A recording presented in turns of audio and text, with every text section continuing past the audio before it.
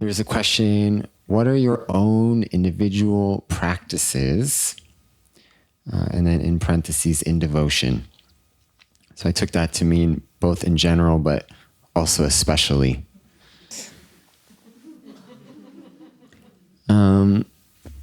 Maybe we could start on that side over there. So I have certain things that I will do in the morning that I find when I'm able to actually sit with them in a mindful and spacious way helps set up the rest of my day to just be a little bit more grounded, feel a little bit more connected. In the morning, this often includes doing a couple rounds of sun salutations or just something to move my body, something to stimulate my brain. So I'm studying Sanskrit right now, so I'll spend some time doing that. I'll sit for a little bit in the morning, whether that's just a quiet seated meditation or saying the Chalisa out loud or maybe chanting a little bit. It looks a little bit different every day, but I find that just knowing what's available and having particular tools that I come back to time and time again is useful, because depending on where I'm at and how much time I have, and if I'm already feeling very connected or if I'm feeling very far away, I can micro-tailor what I'm doing to best support me in that moment. Overall, kirtan chanting is my main practice. I've easily spent a couple hours a day in my room just playing on the harmonium and staring at the fixtures on my altar and connecting both myself and Maharajji and Siddhima the best way I know how to, which is through singing, through my voice.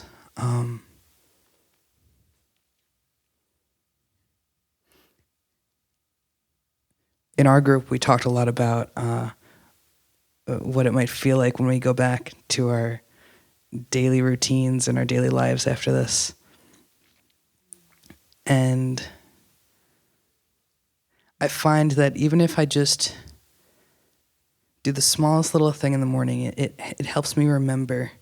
And even if I forget throughout the rest of the day, that essence still carries through it. And then maybe at a certain point, I'll take a walk during work and I'll say a Chalisa, or I'll stare at a picture I know is on a mailbox down the street of somebody, and it will remind me of Maharajji. It's a practice. So however it looks and whenever I could do it is my strategy. Get it while you can. When you can. Yeah.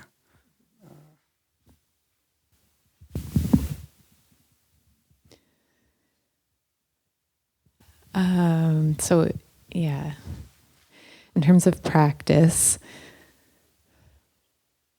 I think I want to speak to just what's been going on for me recently in the last couple months of my life.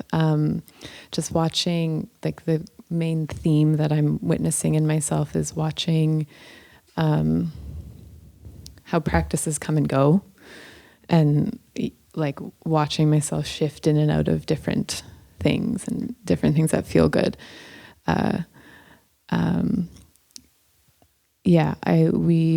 Swapnil and I went to India this fall, and the trip was really a transformational trip for me in the sense that when we got home, I felt a big shift happen where I felt all of a sudden sort of less called to some of these practices, and felt really guilty about that in myself, and was just wondering, like, what the heck is going on? Is, like, am I falling off the path? And all of those things, you know, and then slowly, I in hindsight was laying a trip on myself about, like, I should be doing this or should be doing that. And but I listened somehow, sort of, just to my heart, and I just started doing other things that felt good, that I was called to. And one of those things this winter was like cold plunging. So connecting with the water by our house, just every day going into the cold water. And it's a physical practice, but also very much so an internal practice. And that it's something different. I was finding that this is a devotional practice too, because I was seeing the way that it made me feel, and it was transforming my heart into devotion for the land and the water and the earth that we walk on, in just the exact same way as devotion to a guru. So seeing how these practices, even though there's a shift that happens, or we can come in and out of practices, how they're all really talking about the same thing, or leading to the same place. And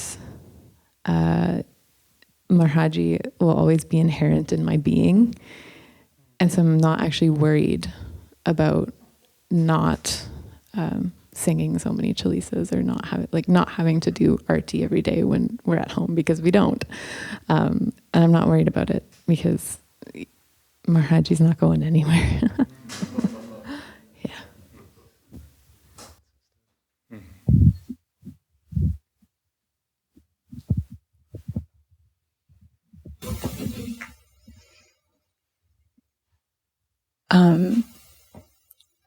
There's a line from a Mary Oliver poem where she wrote, "Attention is the beginning of devotion."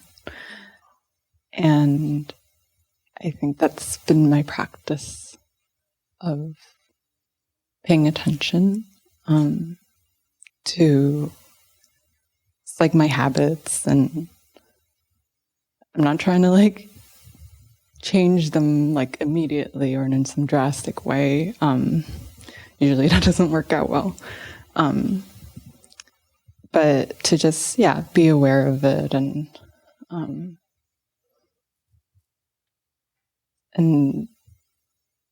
there's also the tension that comes with my art making and my art practice, which I'm learning and exploring and integrating with my spirituality. That's been just a really beautiful exploration for me, of just my art can express, for me to both express and to what's the word I'm looking for?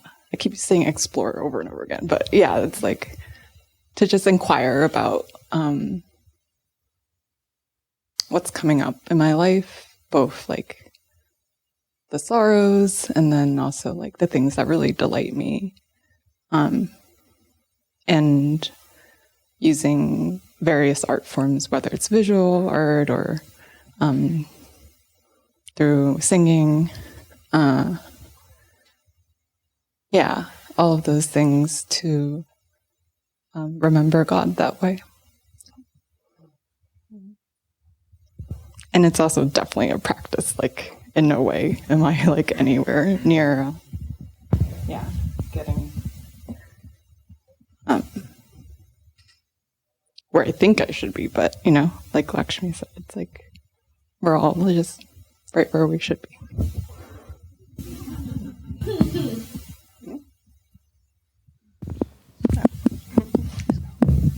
Okay. Yeah. I like that answer. I like that one. Can I copy paste? Yeah. Yeah, it doesn't look like any one thing. I think that just in general, as I go through my day, whatever it looks like, it's just trying to accept my humanity and to be a good person and help people and fulfill my, just dharma or my purpose. And yeah, it's just a lot of acceptance. It's a lot of practicing acceptance, and that, ongoing. Mm-hmm.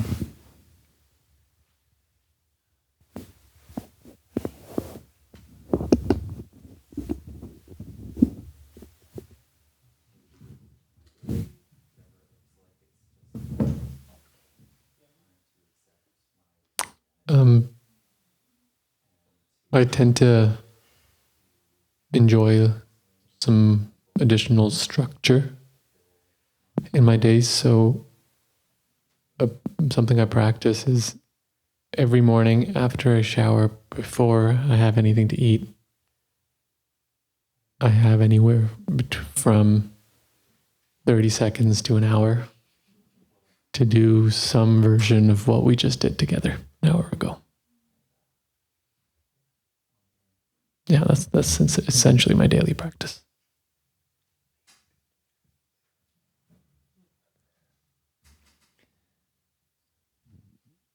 Pavan Dass doesn't want to speak. And he won't admit this, but the reason is because his practice is really weak right now. Called out. Gotta speak. Yeah. One, I feel I have nothing to add to what's been said because I know it spoke for me, so I imagine a lot of people are also feeling that way. And yeah, my practice and all from that perspective is weak. You know, I lived in an ashram for 5 years. I lived in a spiritual community of meditation every day, kirtan every day, of arti twice a day, of communal meals, of seva. You know, every day was practice. And then I went to grad school.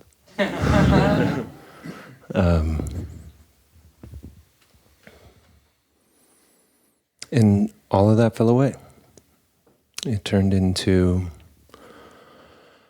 kirtan once a month, turned into arti once a week, and eventually that arti fell away too.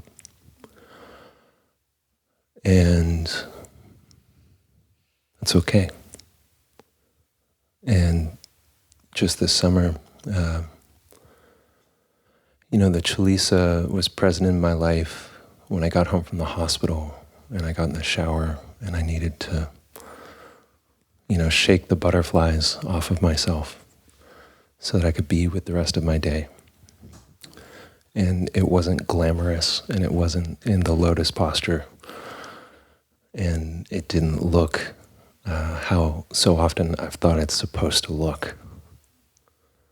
And it's been about care, caring for myself as I need it, and then caring for others as best as I can. That's where my practice is at right now.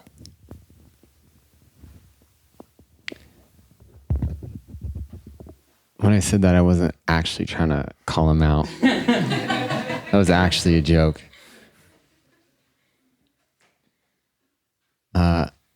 I also relate to everything that's been shared. The only thing I'll say in this moment, just so that my voice is present, is that the honest truth is what my personal practice looks like are the particular things that I'm sharing here. I don't really feel like I know a lot. I just lean into the things that I know that work for me. And that's what I have to offer. Yeah. So the morning loving awareness practice, the chanting, the kirtan, those are formal forms of informally how I relate to my day. This one, I believe, was specifically for Pav, because I believe that he's the one that in his morning meditation used the phrase just noticing. And the question is, what does, quote, just noticing really mean and look like? Great question. Whoever asked it, big fan. I think this is easiest to say what just noticing is not. Just noticing is not assessing. Just noticing is not interpreting. Just noticing is not evaluating. Just noticing is not judging. And just noticing is not controlling. And we are really good at all of those things. Masterful. We've put in our 10,000 hours of assessing and evaluating and judging and then controlling to change it, right? So when we're practicing just noticing, those things are going to come up because we're masters at it, Of course it's going to come up. But that's not where we are. Those are not the seeds that we're watering right now. When teachers talk about noticing the breath in meditation, they often talk about it like approaching a sleeping deer. So often when we think about meditating, we think about slow in, kumbaya, slow out, But in the kind of mindfulness that I've learned and that I talk about, we're just noticing our sensations. We're not controlling the breath. We're noticing the sensations around the breath. And when the Buddha gave the instructions on the mindfulness of breathing, he didn't say, breathe in deep, breathe out deep. He said, breathing in a short breath, I experience breathing in a short breath. Breathing out a long breath, I experience breathing out a long breath. And it's not controlling our experience, but just noticing our experience. And in this way, we can start to tiptoe towards this thing called love that we've been talking about, that has a lot more to do with acceptance and honoring and valuing and loving. And then this question here,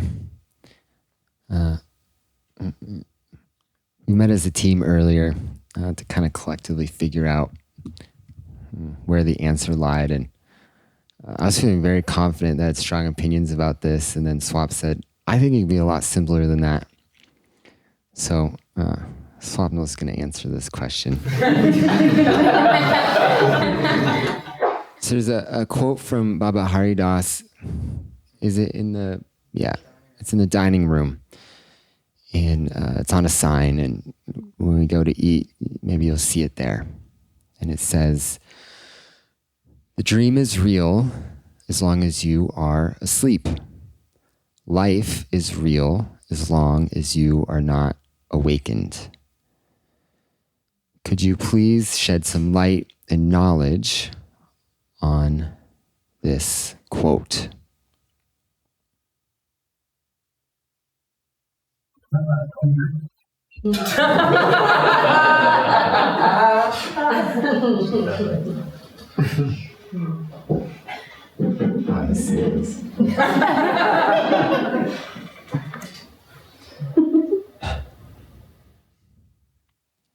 So,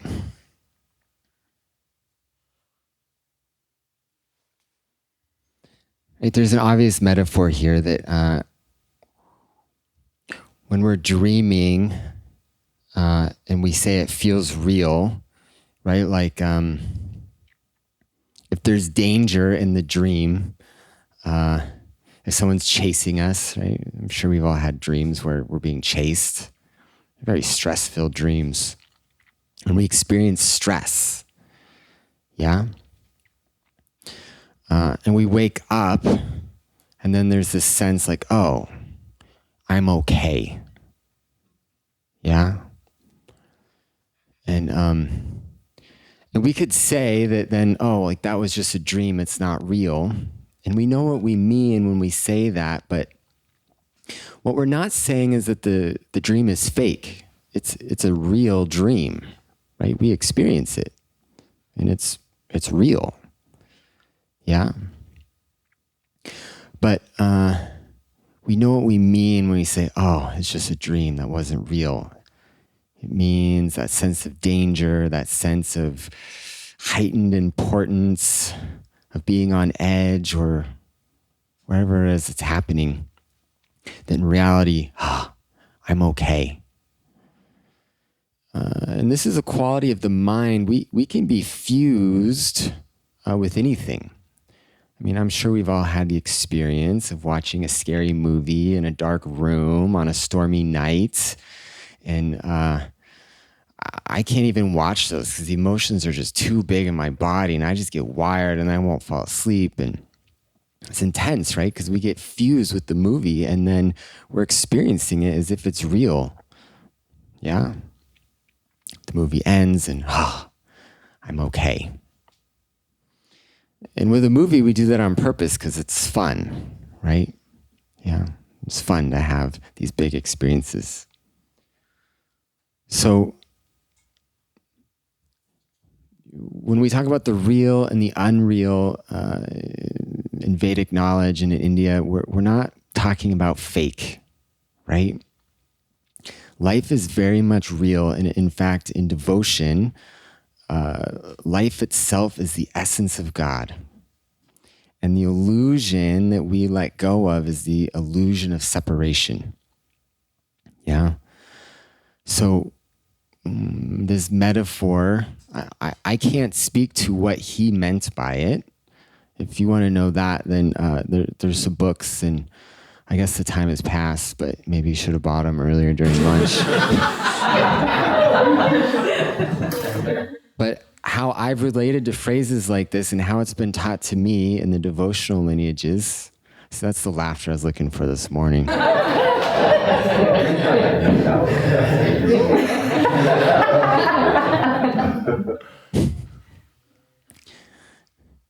It's inherently touching upon our inherent okayness, our inherent safety.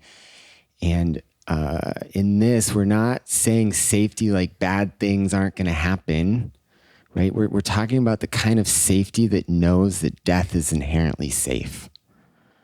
And so that's the way that I personally relate to these. Life isn't fake. It's not like we're transcending this to get to something else. If there's any transcending to be had, it's just the illusion of separation so that I can drink of the divine essence of life itself as deeply as I can. Yeah. So that's how I relate to the line. Connor, you had, I think, a compelling piece to add. Thank you for calling it compelling. We'll see what everybody else thinks. Yeah, we were sitting there talking about this and that. We were thinking about it in different ways, and it was all just so cool. And it kind of dawned on me that, Baba Haridas didn't talk. He wrote things on a chalkboard, and he wrote things on purpose. The words he used were very intentional. And I think that's what we were trying to figure out was like, okay, these are obviously chosen for a very specific way. And in my mind, it was like, this is kind of like a puzzle. And we're kind of taking the shapes apart and going like, yeah, but I thought the shape was more like this. And anyways, and so beyond, Sitaram Dass's answer, which, speaks to me, I think that a masterful teacher just gets us thinking about these things in different ways. Whether or not we are like, yep, I'm getting that tattooed on my forearm, or like I don't agree with that. It gives us something to interact with so that we can find the truth in ourselves about what they're saying. That was my compelling thought.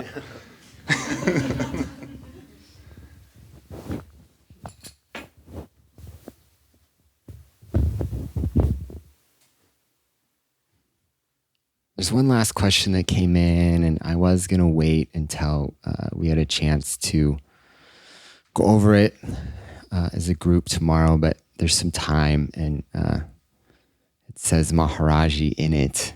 And so I'm going to trust Maharajji's presence to speak through the right person who feels called.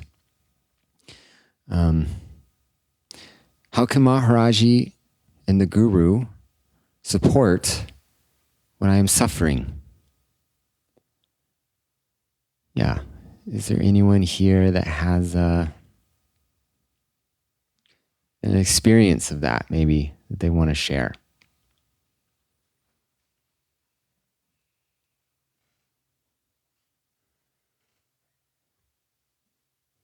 I could share. If you've ever run into the feeling, God help me, God help me, God help me.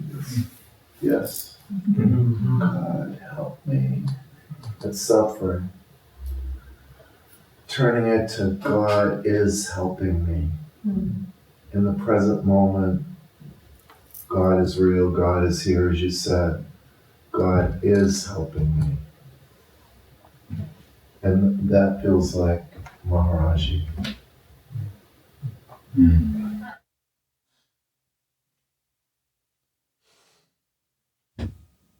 I can share this. I was also in grad school once, and all of my practices fell away when I was there, and it was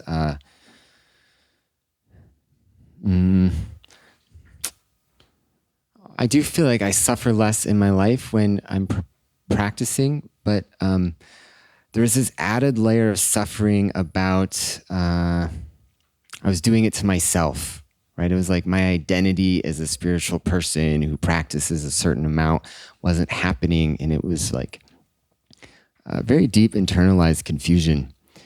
And I went through a lot of different stages with it, but I remember moments when I wasn't practicing, I wasn't doing anything, and I was just so filled with stress and worry and just all the things. And I would just look at a picture of Maharajji, and I would look at it, and it was like just a moment, but it was such a sincere, like the way I looked, like it's not something that I could manufacture. It was just such a sincere seeking of refuge and shelter. And the times that I like prayed or asked for help, they just felt so sincere. And those moments taught me there is a true meaning of prayer. I felt like I got closer to that, right? Because I wasn't practicing, I wasn't trying. I just was drowning.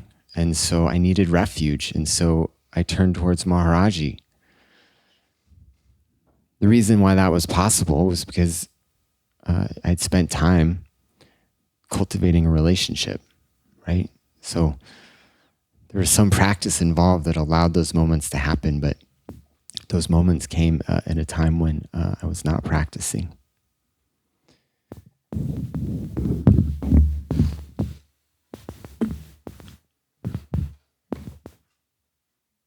It's easy for me to talk about loving Maharajji and devotion when we're all hanging out and feeling good. But as the question shows, and as everyone in this room has experienced, life isn't always like that. A couple of years ago, I was in extreme physical pain. And there was nothing I could do about it.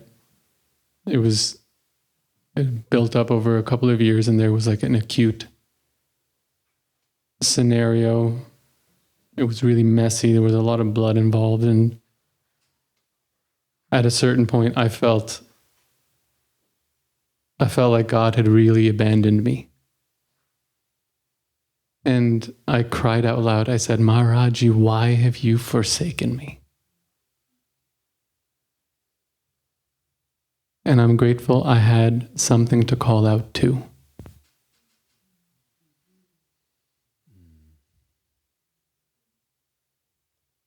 And it's because of the time that I've hung out with him when I was feeling good, and that I felt like at least I could grasp at the straw of Maharajji when I wasn't.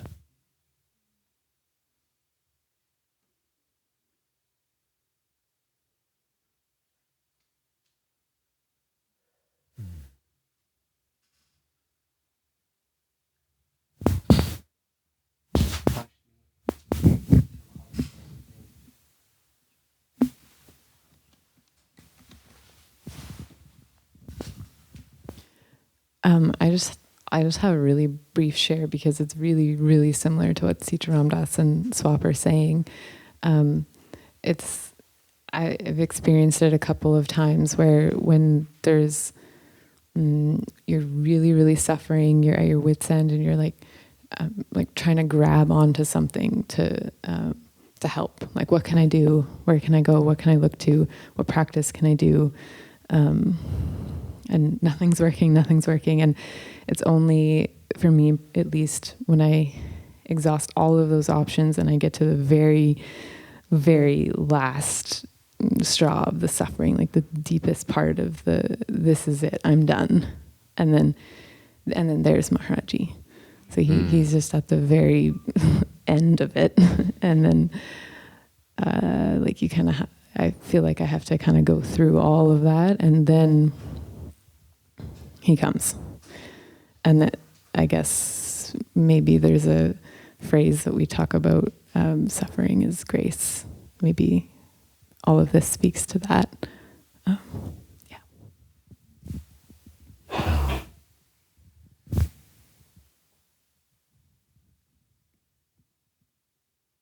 Yeah.